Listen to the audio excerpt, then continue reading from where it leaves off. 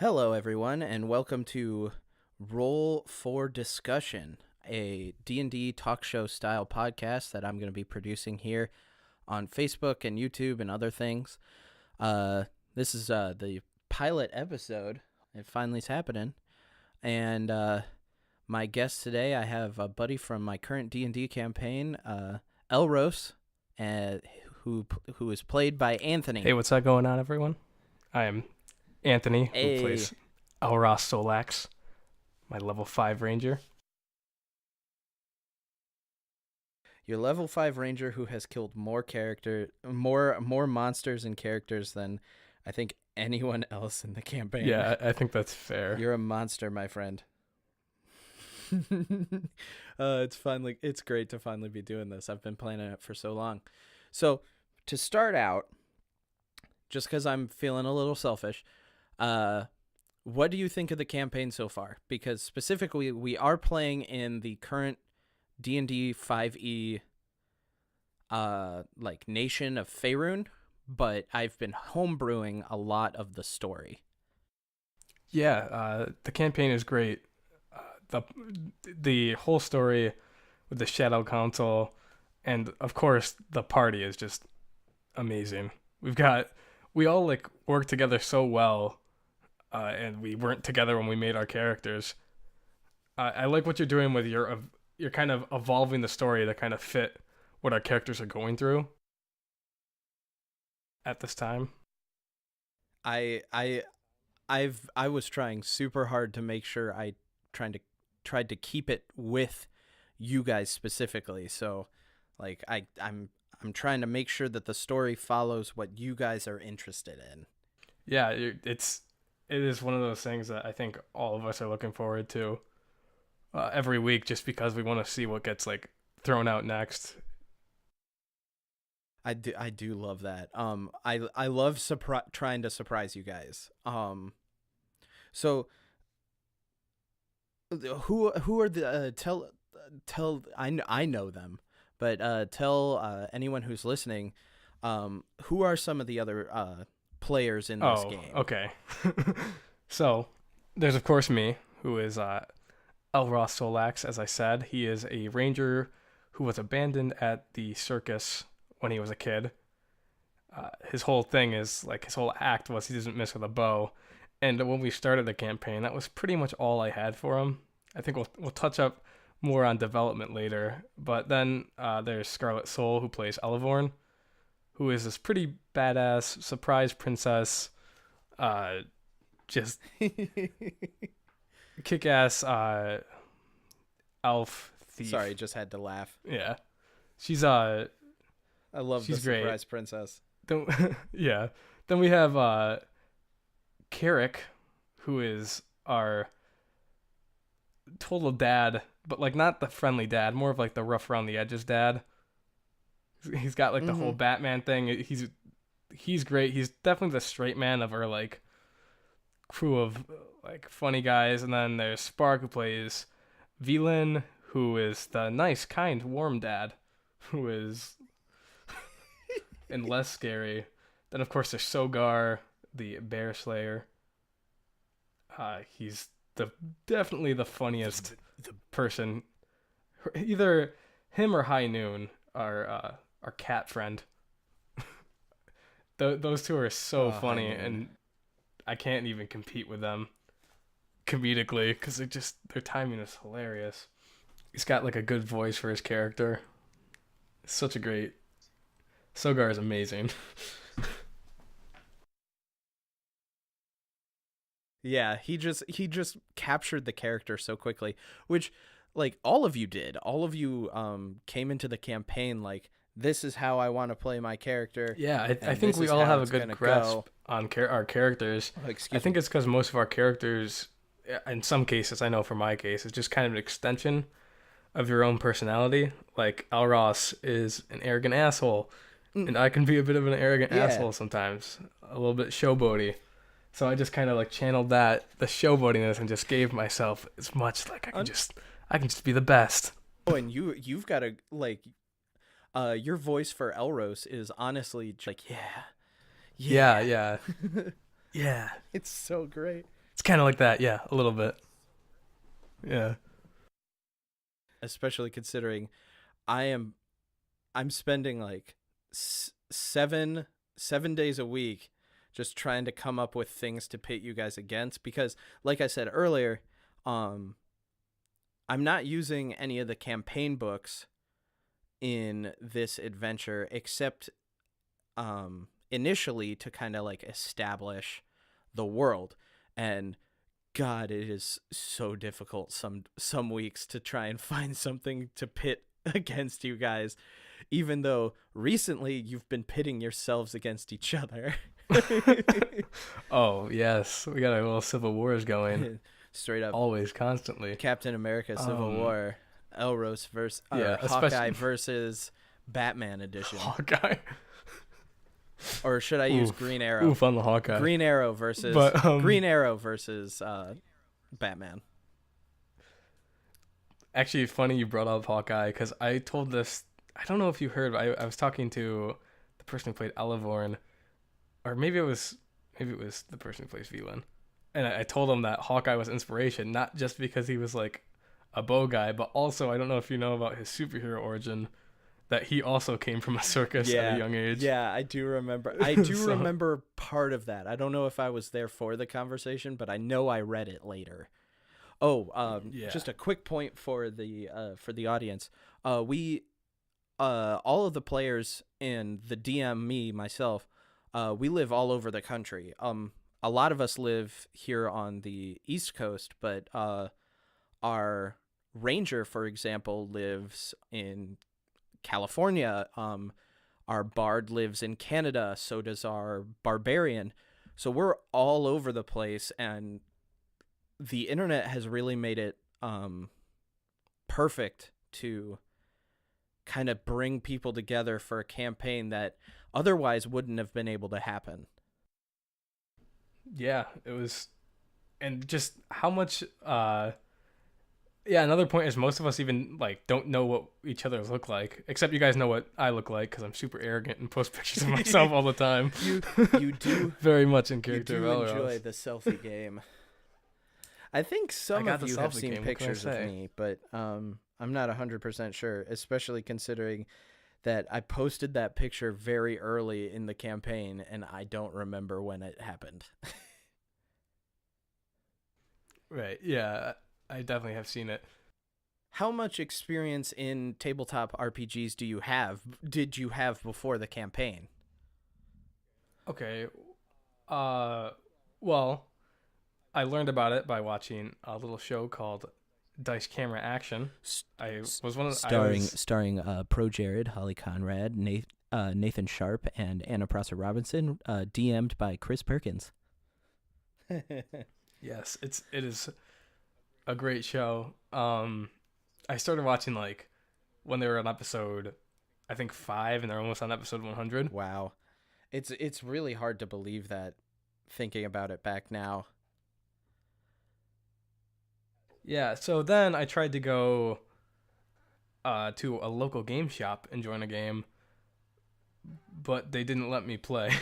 Oh, so seriously? That's lame. Then I kind of was like, I know, they were really kind of jerks about it, even though it was like open. I don't know. Yeah, that sucked. But I finally convinced them to let me play, and then they had my character get squished by a boulder within like 3 seconds of playing. I was like, that's cool, guys. See you later.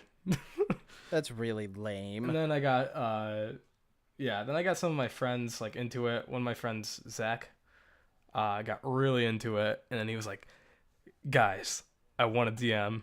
And I was like the only one who knew what he was talking about when he sent it in the group chat. So everyone was like, what is DM? Like the rec message. Then he explained to them what Dungeons and Dragons was, and they're like, all right, let's give it a shot. So I was playing that. I think that campaign was probably a year. Oh, dang. Just a year. I hope this campaign lasts a year. It was a long campaign, and we finished it. And pretty much as soon as that ended, that's when this one started. Oh wow, that's really convenient. Yeah, and then I started playing a different one. Oh, that's so cool.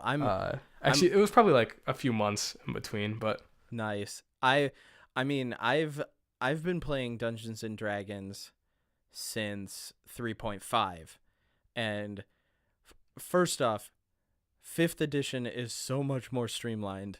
I love 5th edition. I didn't like 4th edition very much, and 3.5 was just like math, math, math, math, math, math, math, math, math, math, math, math, math, math, math, math, math. Like that's like you had to know exactly where all of your points were going, and it was very complicated. But 5th edition is so user friendly for even just starting out. It's so easy to digest. right, yeah, it's so like we got my friends playing who never even heard of Dungeons and Dragons within like an hour. Yeah, and Of just like because it's just easy to jump into. yeah, versus like if you had played 3.5 edition, it would have taken probably 2 weeks to get everything set up. Yeah. As in 2 weeks, as in like 2 sessions. Also, if there was sorry, yeah, if there was math involved, more math than there is now. Man, I'm bad at math, so I'm glad that Don't get me wrong. it's just like I'm counting dice. I'm terrible at math too. Heck, a lot of the damage rolls I give you guys, like for monsters attacking, I fudge or I average out. Like, I'm not much for the math. I literally have like I forget what it is. It's like +7. Actually, probably a little bit more than that now. On my bow. Your attack bonus is crazy. Ridiculous. That being Yeah, said, it's I kind of wanted I wanted you guys to be overpowered in that sense, so I could throw bigger, badder things at you, and you could have more fun with it. yeah. I think we have our own little like things going on. What we're trying to do right now is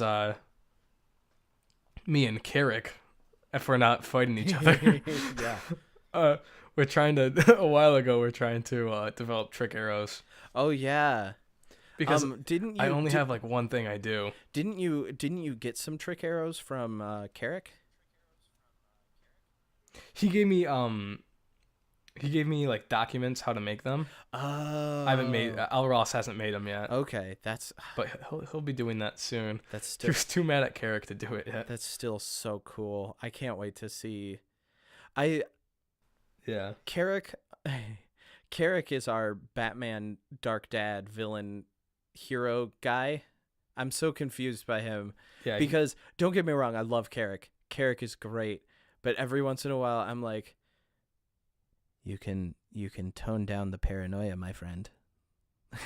Oh my god, the best is because, especially I think between me and Carrick are probably the two people who keep you on your toes the most in terms of DMing. Oh, when you tend to surprise me because you're spontaneous and you do just random stuff, and then I have to like figure out how to go from there. Carrick is actively driving the story right now because he's made the decision to go to Neverwinter. So I have had to write a Neverwinter story that I never planned on writing, and I had to do research on Neverwinter, which, don't get me wrong, Neverwinter is my favorite city, so I knew a lot about it already, but I had to research like leaders of the Ashmedai, which is Asmodeus's cult. I had to research planar entities that are trying to control Neverwinter. I had to research the Zentarim. I had to research the Harpers. I had to write a whole new character for you guys to interact with via the Shadow Council, who runs the headquarters in Neverwinter. And like the fact that he decided to go to Neverwinter meant I got to explore my favorite city from like a god's point of view. And that was so cool and so refreshing because so far we've just done Waterdeep and Chult, which those two books I pulled those two cities I pulled right out of books. So I didn't have to do like any big research, but Neverwinter, I don't have a book for Neverwinter, so I had to just kind of like I wrote it myself, and I'm really excited for this upcoming Saturday, because you guys are gonna explore Neverwinter. That is exciting. Speaking of Chult, let's talk about what Elros did to throw a wrench into plans. Oh yes, please. It was okay. So Elros was having a bit of a midlife crisis because of, like I said, his basic character was just him kind of being an asshole. I wanted to make him like a movie star kind of like. But then I was like, I want more for that character. So I gave him more of like this other persona that he was just having a crisis with. And he decided to just leave the whole party. Oh, man. And I was having... Because we all use a Discord server, so I was having a lot of fun. All of our names are like our character's name and then our name. So mine is Elros and then Dash Anthony on Discord. But I decided to change my profile picture from Elros to a bunch of question marks, and then do question mark dash Anthony, and everyone was just freaking out. The entire party. It was the best. I think the best part was granted, you said it as a joke, and you even direct messaged me and told me that this was totally a joke. It wasn't actually going to happen. Was that you were writing a new character? Yeah, and I was like, oh, I was like, that's all right, it's time evil. to start writing a new character. That's so mean, but it was great, and especially because I think at this point was when everyone was trying to get starting to get connected to what me and Scarlet Soul were doing with our characters. Oh yeah, and we'll get into that in a little bit, but it was just like infighting and fear, and it drove Elevorn's character to go back to her grove. Which, and I don't know if I've talked about this on the Discord server, but Scarlet Soul and I had planned on doing that after you guys returned from Chult. Like, we were gonna wait, and like, yeah, I think I did hear about that. Yeah, and Elros leaving, Elros leaving drove her to just run away and run back to her home to like take care of personal stuff, essentially. And it was so cool that a character motivated the story in that way. Like I love when characters motivate. I love when characters essentially write my story for me, because then I have to do less work. Yeah, that's fair. We got so many strong characters, and like everyone's got like their own thing going on. Yeah, like Carrick Carrick's dad on a mission, essentially. Something happened to, and I'm not gonna. Hopefully, I can talk about him more in detail on another day. But he lost his wife. His daughter is in stasis to keep an infection from spreading, and he's just hunting down the demon that caused the infection.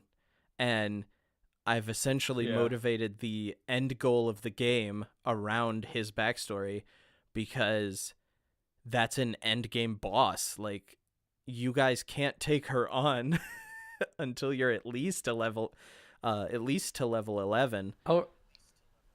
Elros would think that he could take her on now. Elros might be able to. Elros is a fucking powerhouse. Seriously though, like the thing why I think Elros is more balanced than a lot of people think is that he doesn't have a lot of tools. Mm-hmm. Yeah.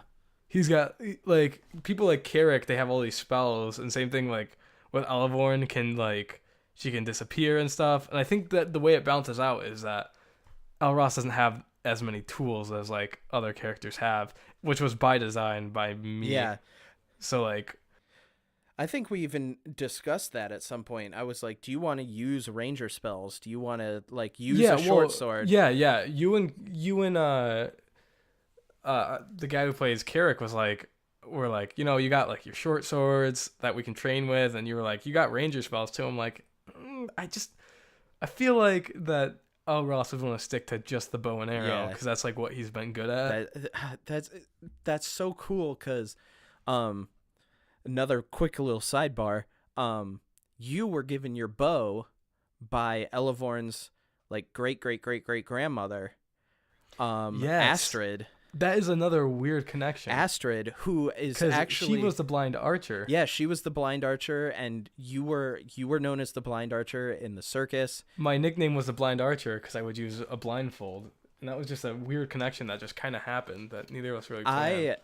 I might have planned it a little bit because okay, then you might have planned. I always wanted you guys to run into my previous party, which is one of those members is Astrid, who is a blind archer who lost her eyes in a bad thing. I don't want to go into too much detail because I'm going to do like an audiobook narration of her backstory. But Anthony Elros, excuse me, actually met up with Elevorn's great-great-grandmother's ghost, and she challenged him for ownership of his current bow, which I used Matt Mercer's, what were they called? Oh, crap. I can't think of it off the top of my head, but Matt Mercer created weapons that were essentially used to defeat gods, and one of those was Fenthras, the Fey Warden, which is what Elros received from Astrid. Fenthras. It's such a cool bow. Yes. And it gets even cooler. It is really cool. Sidebar. I've been working on my Elros cosplay for. I've been watching it. And now I'm moving on to the bow, and I'm like, this bow is so cool, but it's so complicated to make. I know. Like in the lore of the weapon, it's described as like a living, breathing bow. Like it's a living piece of wood. Yeah. It's still alive, and it's really cool. It's so cool to use. Yeah. So since we've been talking about Elros a lot, how about we go to like how you developed the character and how he's grown from where you originally kind of set him down his path, I guess. Okay, sure. I actually joined the Discord and like this after you guys played your like session A, and I did not have a character yet. So I kind of threw together this idea I had for a character that I played in a one-off before. That he wasn't Elros, but he was a circus performer. I think he was a fighter. Okay. Who was just like a cocky asshole. And I was like, I really liked, it was like a one-shot, but I really liked playing that just like arrogantness. So I kind of reworked his backstory to make him Elros, and I decided to pick Ranger. I don't know, because I think bows are cool. I guess it's a good reason. A little bit like when I was writing his backstory. Yeah, it was like when I was writing his backstory, it reminded me a bit of Hawkeye. I'm a big comic fan. Oh. So I was like, okay, let's do archery. So I picked Ranger. I've never played a Ranger before, so this is my first time doing that, but it's pretty easy compared to some of the other things we got. Rangers are overpowered AF. Even in the early Hell game. yeah, they are, and I didn't know. They're awesome, though. I'm so glad you picked. I love them so much. I'm so glad you picked. And I love that the fact that you say I love him so much, because that means he's real. Yeah. So he started off as just like an arrogant asshole kind of character. And then I was reading the backstory for everyone else's character. I was like, oh wow. Like all of these have like really good like stories, and mine is like literally like 3 sentences. It was like, Elros got kicked out of the circus and he wanted to become a hero and he's an asshole. And like everyone else's stories were so good. And I was realizing now that Elros didn't have any motivation and stuff like that. He was just kind of... So instead of like retconning his backstory, even though I did a little bit, I did some tinkering, I decided to make his connections stronger with these characters to give him motivation. Okay. So, and the character I chose, it just kind of sort of happened, was Scarlet Soul's Elevorn, and it was a pretty like obvious like matchup for Elros. Oh man, yeah. They would just have like There was they have like a lot of connections. From the beginning, and granted, I will say I kind of pushed it a little bit because I really loved really loved the chemistry there. From the beginning, you and Scarlet's characters had like a real like budding connection. Like even from like you hating rogues and her not liking arrows, like there was literal fear. There was literal fear, and that like it worked so well, and I'm so surprised it grew so quickly. Right, and Elros's backstory, when I went back and started writing a little bit more, one of the reasons he wanted to leave the circus was because there was like these knife throwers that would harass him and throw knives at him. And then he meets a knife thrower. And then in Elevorn's backstory, all of her family uses bow and arrows. Yeah.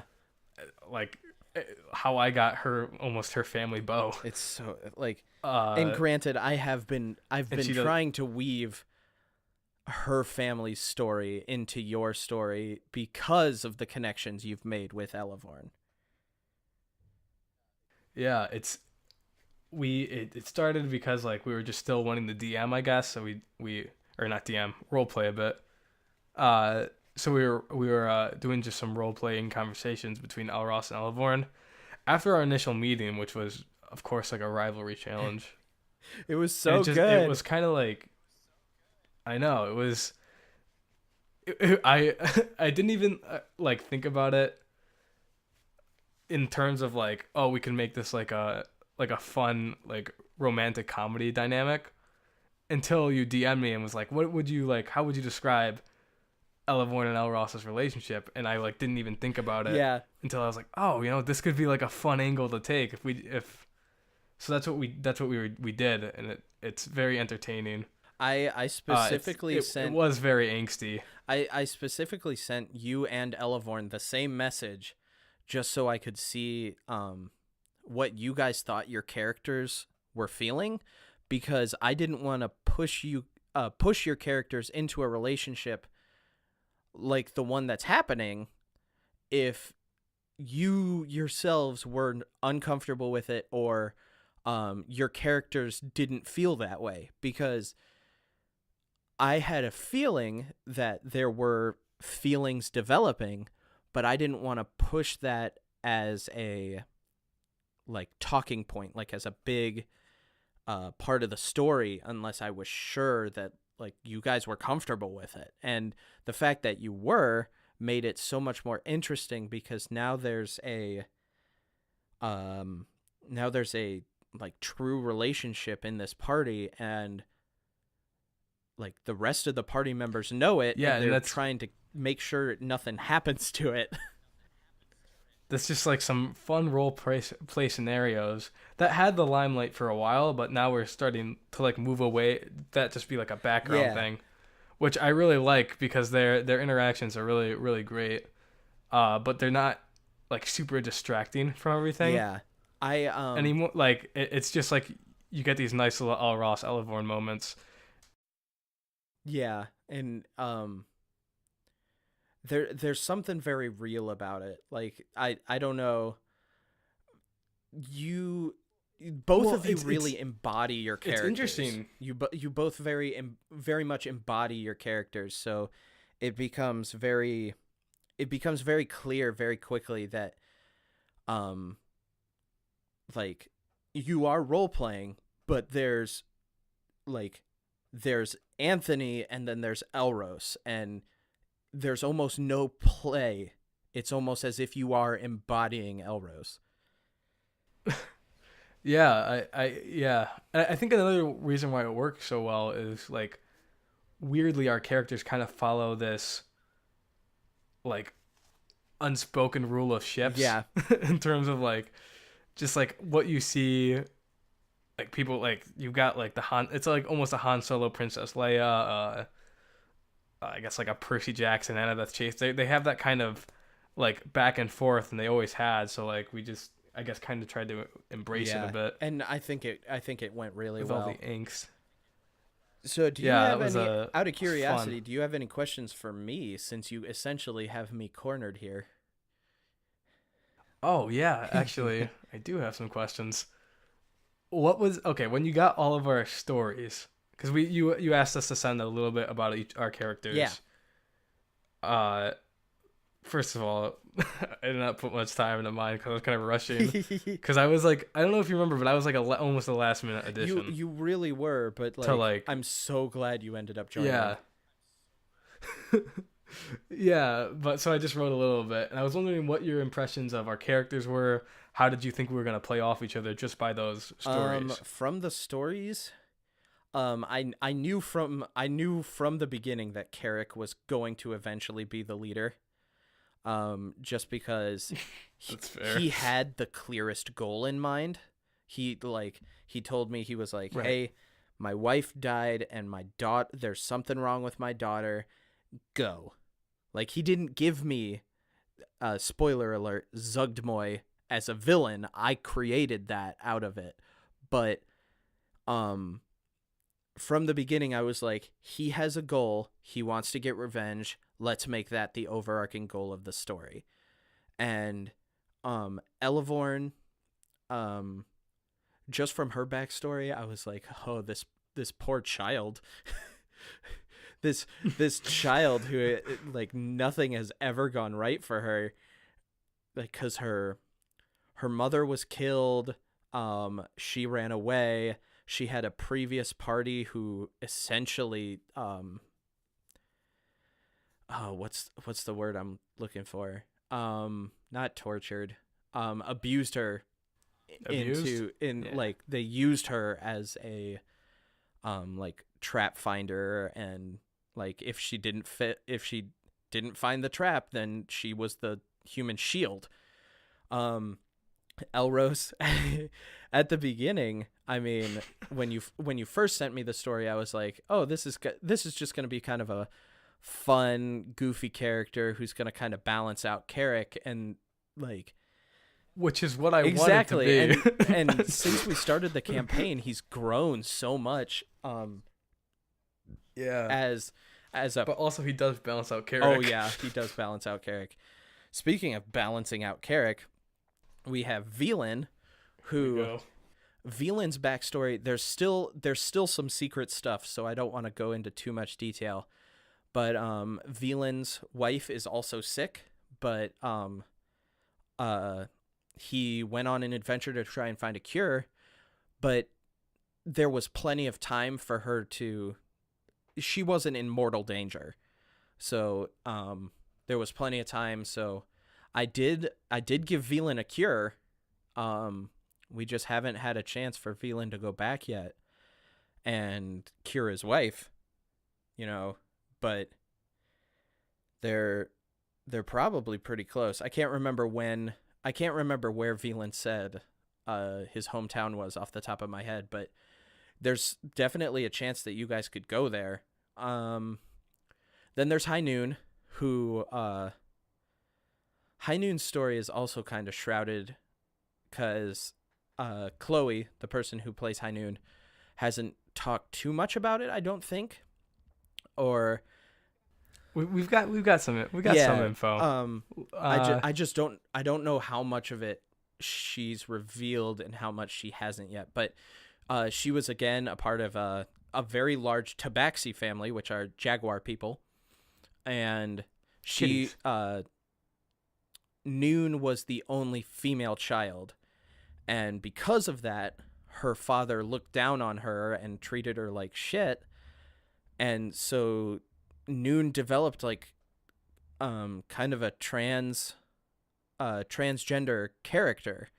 And when the party first met Noon, he was a male. He eventually revealed that he was female sexually, but he's still not comfortable being called she, so he continues to be called Noon or he or something like that. And that was one of the most fascinating reveals, if only because Chloe was dropping hints left and right, and no one picked up on it except I was almost picked it Yeah. up, not really though. I was really surprised when I was reading that short story. a lot she of wrote. a, I was like, oh, that's yeah, the secret. a lot of the players picked it up because Chloe wrote like a short story about Noon, but um the characters didn't pick it up, I don't think, until Noon revealed it, cuz Noon did reveal it pretty recently in the campaign. I'm trying to think how long ago it was. It was still in Chult, I think. It was when we were it in was either Chult. on the It was when we were in Chult. it was on I the think. return trip or Walking back from Chult. yeah, Yeah, return trip from Chult. back to Port Nine Zaru. Who am I missing? I think it's just Sogar, and I wanted to save Sogar for Did you last. talk about Sogar? So I Beautiful. talked about Elros, I talked about Elevorn, I talked about Carrick. My computer almost fell asleep. So yeah, I think it's just Sogar, and Sogar, Aaron literally sent me, didn't send me a real backstory. He sent me a message over Discord, and he said, listen, I play like 3 other games, and I run a couple of games, and this game for me is a chance to just be a player and be stupid and have fun as a kind of a dumb character. So I don't want Sogar to have a really complicated story, and you don't have to use him as a like catalyst for the story. Just kind of have him be an observer. And I was like, are you sure you're okay with that? And he was like, yeah, here's his backstory. And it was like, Sogar lived in the frozen wastes, and he killed a bear, and now he's a barbarian. It's beautiful. But oh, his character is so he good is, though. Aaron plays Sogar as very similar to, if anyone in the audience has seen Critical Role, Travis Willingham's character Grog, who's just kind of a big muscle-bound guy, but he's pretty dumb. I would say Sogar's a lot smarter than Grog, don't get me wrong, but he's definitely the guy who's going to be like, so we have 2 options. We can talk this out, which is not what I want to do, or I can run in with my big hammer and just start smashing faces, which is what I'm going to do. And then he'll run away, which is accurate. Yeah. But he's had some very great character moments. I know we haven't talked about everyone's individual like character interactions, but there was one with Sogar and Elros during the Hue where he was they were rooming together, and then he was gonna go talk to Elevor, and then he was like, "Stop being so stupid," and he was like, yelling at him. Stop being so It stupid. was so funny. It's so true though, because like if Carrick's the leader and like Veland's the dad and Elros is the like spunky kid, He's like the Raphael of the group. Sogar is really just the heart of the group. Like Sogar and Noon have consistently had the most like heartfelt, if kind of silly moments. Like Sogar's are always very fun and like silly, but every heartfelt moment that's been had by Noon, like it really pulls on your heartstrings, because Chloe links us to music whenever she's like, oh well, High Noon's gonna play a song, so she always links us to music, and some of them have been so poignant and like right on track that like I've had to mute myself so I can just be like, oh, holy shit, that hurt my heart. But like it's true, it's incredible, and I always find it so fascinating whenever Noon and Sogar have like moments to talk and moments to express themselves, because it's always something wonderful. Right. Our game is one of those where like the last thing we did, we kind of, our last game was you were out for a while because you had to work. So what we were doing was we were kind of doing like a rotating a player DMs. Mm-hmm. We only had to do it twice, I think. Yeah, it was Carrick and then. And I don't know if you got a Veland. chance to listen. I but- haven't gotten a chance to but listen, Veland- but I've been reading through the summaries, and I'm gonna be listening to them later today. Veland, I listened to that one because I was on a trip and I couldn't play, but I was around to listen, so I got to listen to the whole thing live, and it was just a buddy cop between Carrick and Sogar, which are two characters that don't really have a chance to interact that much. Yeah, But it was so funny. I was like laughing out loud in my hotel room. I'm so excited to hear about that Like- because Carrick, he goes by Trackhool the Bard on our Discord channel, by the way. So if I ever mention Trackhool, that's Carrick. Carrick's player. I was reading through the summary he wrote for the for Veland's one shot, and I think the first one on that list is Sogar and Carrick buddy cop movie ? And I was like, I might work that into the story at some point, just have them be cops or something. Yeah, Oh, it's so fun. it was so funny. I'm so glad you guys are enjoying it, because from my side, especially on Discord, it's very hard for a DM to know 100% for sure if the players are having a good time, because there's no like facial recognition. It's all voices. And every once in a while, one of you guys will be like, "John, you're a great DM." And I just like cry myself to sleep that night because I feel so happy. Yeah, it's I think an important thing about a game is just you have to have a great DM. Well, even if you don't have a great DM, but we are blessed with an amazing Thank DM. you. You just gotta enjoy yourself, and it's just so important to know everyone's character. I feel like Yeah. just because even like if you personally like if Anthony knows Elevorn but Elros doesn't know something about Elevorn, that just still just presents some great roleplay activities. Just because Elros doesn't know about Carrick's daughter, but we had a fight Mm-hmm. where, and me and Trackhool were DMing, not Carrick, where and he was like, "You should bring this up. This will be some great roleplay moments." I was like, "Oh yeah, I totally should." We just like did a little bit, and we did, and that was a great session. That's awesome. Just a bunch of arguing. I love the relationship between Carrick and Elros, because it really is like it's a dad trying to be a good teacher but not knowing how to do it, and a son who wants to be a good son but doesn't know how to do it. And the interaction between the two really like exemptuates that. And at the end of the session where Carrick and Elros fought, I actually made them roll initiative because there was going to be a fight. You could hear you could yeah, hear the there- heartbreak throughout the There was going to Discord. be a fight, and I made them roll initiative, and That was just a powerful Yeah. DMing moment because I was like, that made it like so real for me. I was like, oh my god, we're actually gonna it fight. was. And Like it's from my perspective, I have all of your character sheets, copies of all of your character sheets, and it was no contest. You were going to win, just because I was just because oh my god, you- freaking told you you. deal Elevorn. you deal so much damage, and he has a lot of high damage spells and a lot of high damage abilities. Blade Song on its own is just a super powerful ability.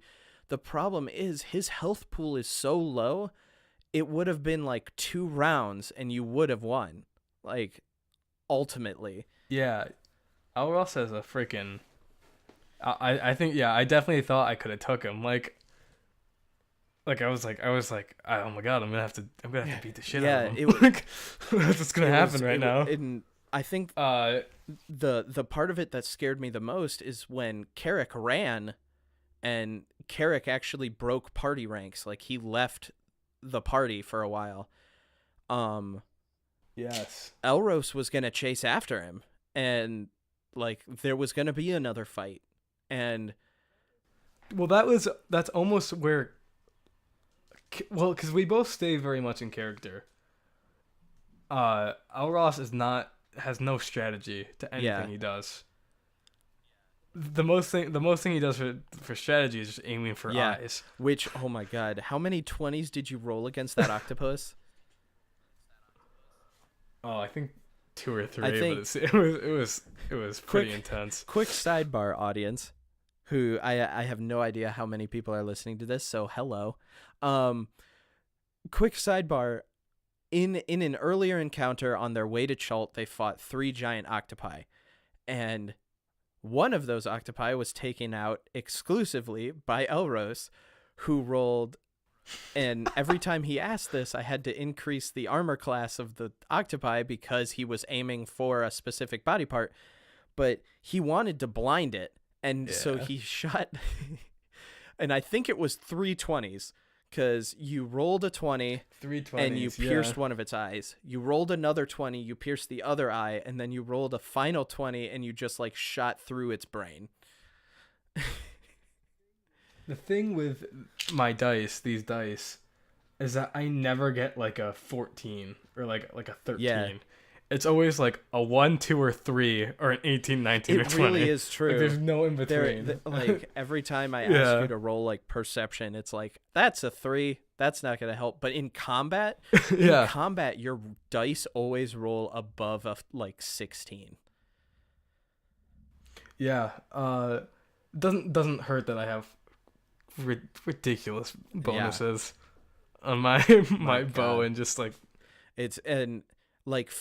the really cool thing about Fenthras, and eventually everyone in the party is going to get one of those like special weapons that was designed by Matt Mercer from Critical Role. Vestiges of never mind. I lost it again. So close. Vestiges of Divergence. That's what they're called. And they're weapons that are designed to like fight gods, and eventually everyone in the party is going to get one of those weapons at least, because I want you guys to have them for the fight against Zugsmoy. But y'all, I don't know. You've got to find them first.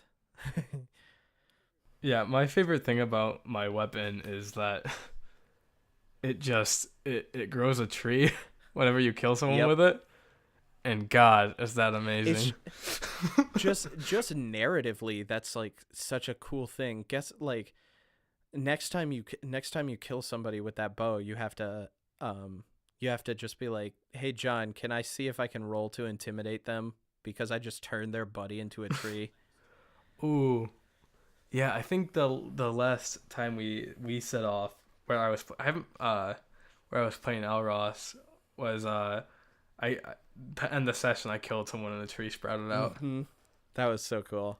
So that was because I just got the bow recently, like in I think, was it the last session or was it 2 sessions ago? I think it was the last session I DM'd. It was because the last session you DM'd. I haven't played any other session. Yeah, unfortunately, like because of work and some other stuff that came up, I wasn't able to DM the past couple of weeks. But this week we're gonna have the full crew, and I can't wait. God, yes, it's very exciting. Can you believe we've been talking for almost an hour? It's been 50 minutes. I can keep. Yeah. We can keep going. No, I want to keep going. I'm not running out of stuff. I turned to check the recording and make sure everything was okay, and I was like, "Oh my god, it's been 50 minutes." Yeah, I just checked on that too. Let's shoot for an hour. So, do you have any more questions for me, or do you want to talk about anything else about like the current campaign or something like that? Yeah, actually, I did want to talk about one thing that we slowed down on doing, but I'm still planning to do when something big happens. I still have to write one for him getting a bow. Is we wrote journal entries. Yes.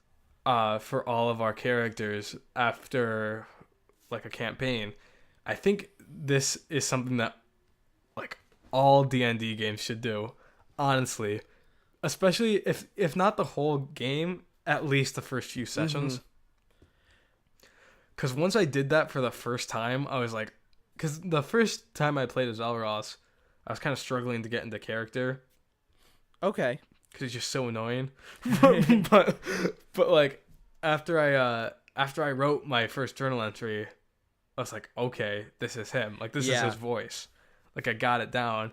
It just made role playing him so easy, and I think everyone else could probably say that it really helped them too, because it was just Yeah, and I kind of agree with you on just the like reading them. at least for the first couple sessions you should do it.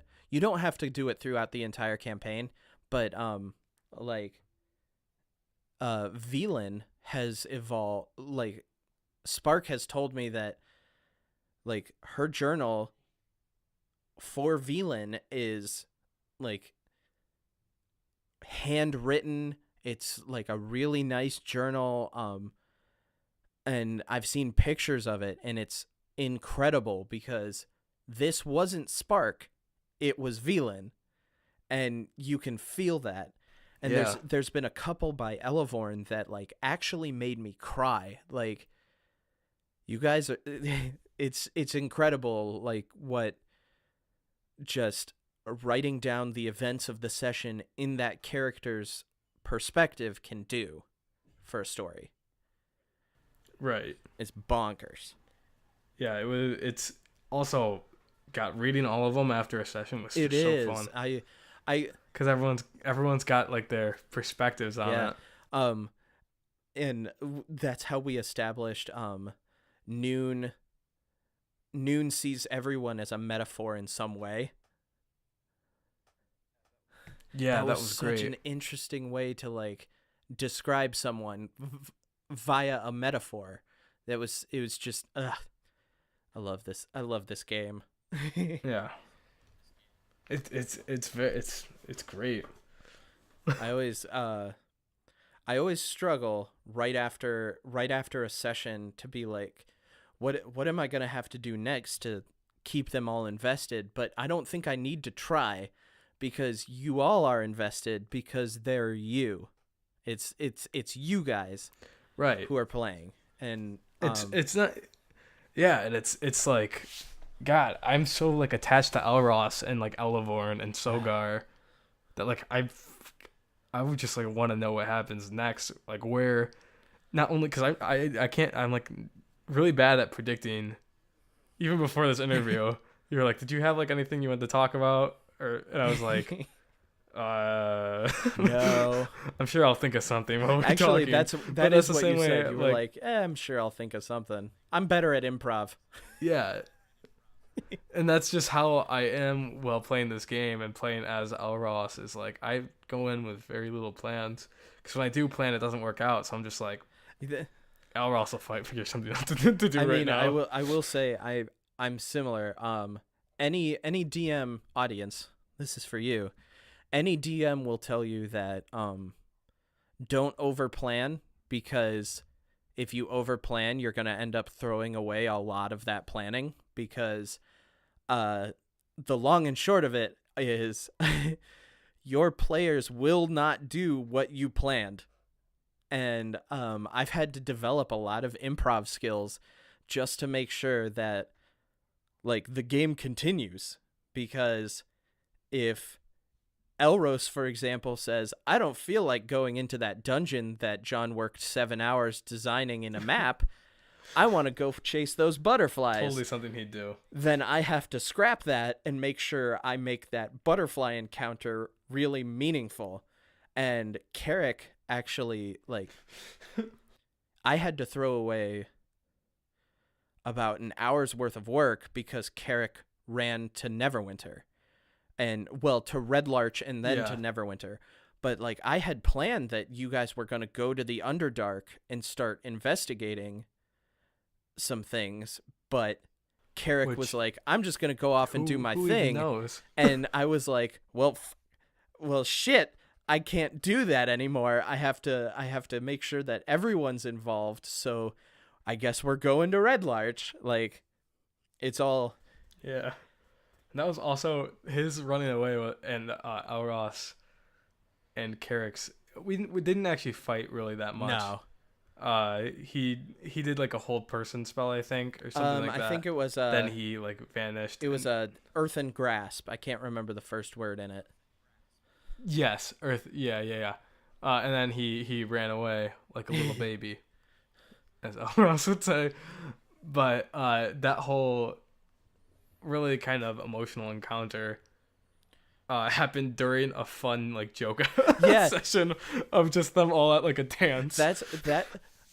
I was honestly like, don't get me wrong, he played his character to the T, but I was a little frustrated because the whole point of that ballroom episode was because everybody was like, let's do a ball episode, because everybody talks about doing a ballroom episode and no one ever actually does it. And I was like, all right, and let's do it as a goof. Kind of. And then like toward the end of the session, he heard something he didn't like and just ran. And Elros caught up to him, and then they fought, and then Carrick kept running. It was so bananas. It was totally bananas. It was awesome. And it's something that was like, because I play in a different game too, usually Fridays. That one's just like with my friend group from school. And that is definitely something that would only happen in a game like this with characters so strong. That like anyone else, any other game, it would have just been like a fun ball episode. But because we're all so committed to our characters that none of us are willing to, like, if we see something that like goes against our character, none of us are like willing to let it slide. Yeah. And that is something that, like, I mentioned I was a little frustrated with Carrick about that, but I shouldn't be, because not only was he in character, but he did exactly what Carrick would do in that situation. And the only reason it frustrated me was because it was a joke episode. Like, it was a joke session. Normally that wouldn't bother me because I don't... The only thing I really planned for that evening was, like, the ball. So I wasn't expecting to have to do PvP Dungeons and Dragons. But I think, honestly, that was one of my favorite. That was definitely in my top of like favorite sessions. It's one of my favorites because it was so great. So audience, real quick sidebar again. I am a big fan of a show on YouTube called Acquisitions Incorporated, the C Team, which is DM'd by Jerry Holkins. And in this game, since it's online, he uses an interesting mechanic where he polls the audience, and the audience is called the Shadow Council. And they make a lot of decisions on how the game goes, because he lets them choose from a couple options so that they can write the story in that direction. Well, I incorporated the Shadow Council in my game, but rather than like a mechanic of the online community, I use it as the organization that the party is a part of. And Carrick doesn't trust the Shadow Council, despite the fact that he's technically a member. So every once in a while we have really neat encounters where he's like, I don't trust the Shadow Council, and Elros says, dude, you work for the Shadow Council. How the fuck don't you... I'm like, how the fuck don't you cut... Well... I can't even finish. Yeah, I'm laughing now. Originally Elros was right on board with like, yeah, the Shadow Council, they're kind of shady. But like since the ball episode where like I think he saw like Carrick be really what's the word? Paranoid, I guess, about like the inner workings, he was like, no, they're fine. Like, you just need to chillax. I think it's just almost subconsciously in spite of Carrick. Elros is definitely a big supporter of the Shadow Council now.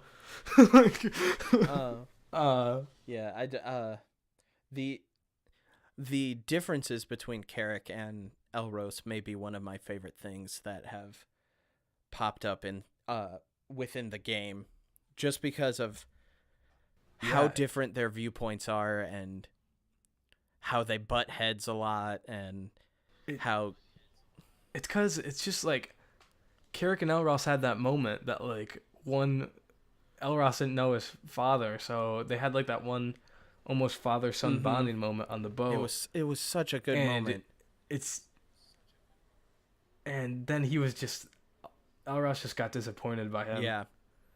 even though like because Elros ran away earlier into the campaign, and Elros was like the one who was most upset about Carrick running away, and it's a tiny bit like okay, you're kind of being like hypocritical, but it's also more of a bit of him just thinking that he was better, Yeah. like he was above, like above him, like he was like he's younger. He thought he was like the almost the kid in that pairing, so like he can make mistakes, and was just disappointed to see like someone he was projecting a father figure onto make a similar mistake that he Yeah, did. that's what I got out of it.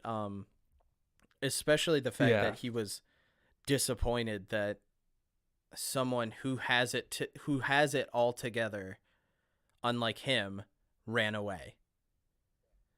yeah, yeah. It's And that I think was a great shift in their yeah, it's dynamic the entire show, because the entire game has such an interesting dynamic between characters. right, that's what I think we do the best of is just everyone. Like everyone paired together has something. And if they don't, like how Carrick and Sogar didn't really have back and forth, they will because they they just had that amazing episode where it was just them Yeah. two, and it was so good. I'm so excited to listen to it. Well, we have been talking for almost an hour and 5 minutes, and I think we're gonna call it Ooh. there for episode 1 of Roll for Discussion. Anthony, thanks for coming on and talking with me about what you like about D&D and about your character and about all the story elements that we've been incorporating. Yeah, thank you so much for me being your pilot Yeah, episode thank you. guest. It's really fun. I would Yeah. love to come on Oh, again of course, sometime. I'd love to have you. All right, everybody, thank you so much for joining us for this first episode of Roll for Initiative. See you later. Yeah, see you. Thank you.